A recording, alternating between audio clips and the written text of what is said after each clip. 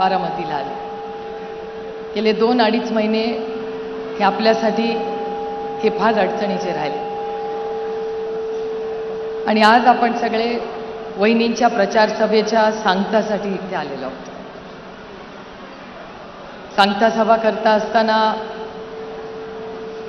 दादा आपल्यात नाही ह्याच्यावर अजूनही कुणालाच विश्वास बसत नाही.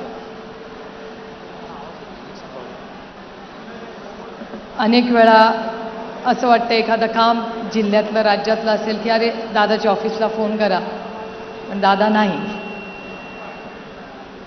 ठीक आहे, कामं होत राहतात, पण आयुष्यभर आपल्या घरातला एक कर्ता पुरुष, आपला एक भाऊ नाही, हे दुःख आयुष्यभर आपल्या सगळ्यांच्या अंतःकरणातून जाईल.